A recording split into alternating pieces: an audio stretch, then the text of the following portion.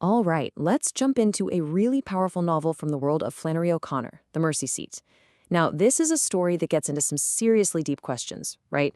Like, what is faith, really? How do we handle people who are different from us? And maybe most importantly, where do you find grace in a world that feels, well, pretty broken? Just listen to this opening line. The heat had settled over Talkenham County like a judgment. Wow. Right away, you can just feel it. This isn't just about the weather, you know? It's like the air itself is heavy and oppressive, simmering with judgment. It perfectly sets the stage for the intense story we're about to get into. Okay, so to really get our heads around this story, we're going to break it down into 6 key parts. We'll start with the boy who talks to machines, then look at his gift as a holy fool. We'll see how being different can be seen as dangerous, which leads to a major test of reality. And finally, we'll follow the story's path from judgment to grace and figure out why broken things are so important here. So, first up, a boy who talks to machines. Let's dive right into the world of our main character, a 15-year-old named Bevel Pitts. So, meet Bevel. He's not your average teenager. Not by a long shot. This is a kid who literally has conversations with machinery as if they're people. He lives out in the country with his grandmother, Ruby, and she is his fierce protector. She has this inkling that his strangeness isn't a problem. She believes that seeing different wasn't the same thing as seeing true. Maybe he sees things the rest of us miss. But of course, their quiet world gets completely turned upside down by a single phone call from social services. So this gift of his, what is it exactly? The novel gives us a pretty fascinating way to understand it, and it's so much more than just a weird quirk. I mean, on the surface, it sounds pretty straightforward, right? He can fix any machine. A lawnmower that's been busted for years, a washing machine that's totally dead. He can bring him back to life. But the how? Well, that's where things get really incredible.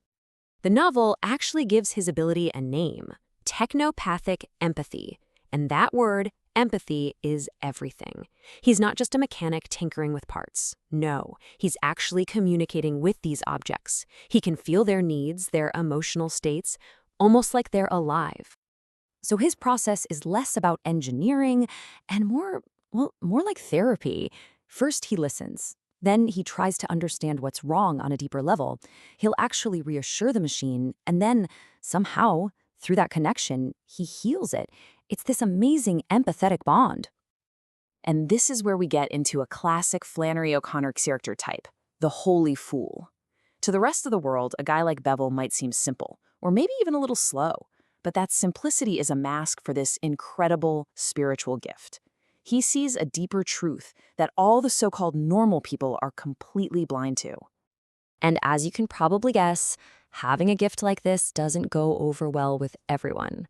This is where the story shows us how being different can quickly become dangerous in the eyes of society. And this slide just lays out that conflict perfectly. You've got these 2 totally opposite ways of looking at Bevel. On one side, you have his grandmother, Ruby. She sees him as truly gifted, someone who listens to the world in a special way, a gift that needs protecting. But then you have the system, the school, the authorities. They see him as delusional, having developmental delays. To them, his gift isn't a gift at all. It's a problem that needs to be solved. So this whole conflict, it all comes to a boiling point in this one super tense confrontation in a conference room at the school. This becomes a real test of reality itself. Okay, so picture this. They're all in this school meeting. The teacher, Mrs. Crawford, is making her case that Bevel is delusional and needs to be put in an institution.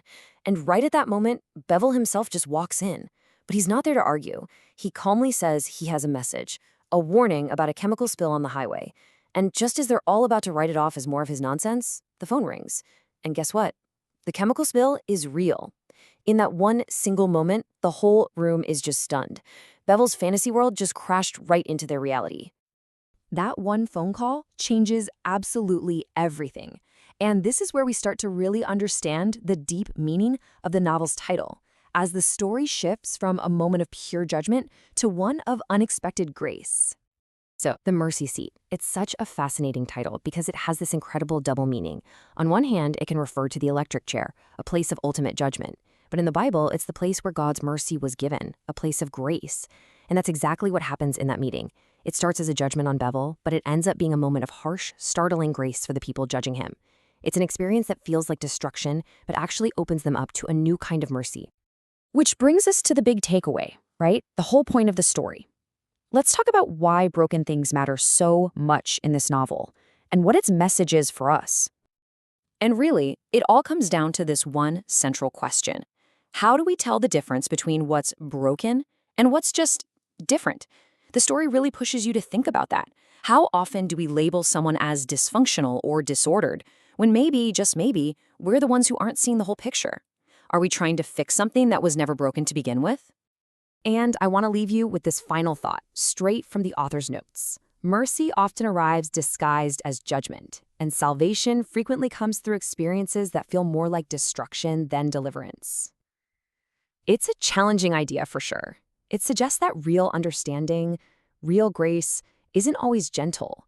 Sometimes it has to shatter our world to get through to us. A tough, but I think a really hopeful message about finding grace, even in the most unexpected places.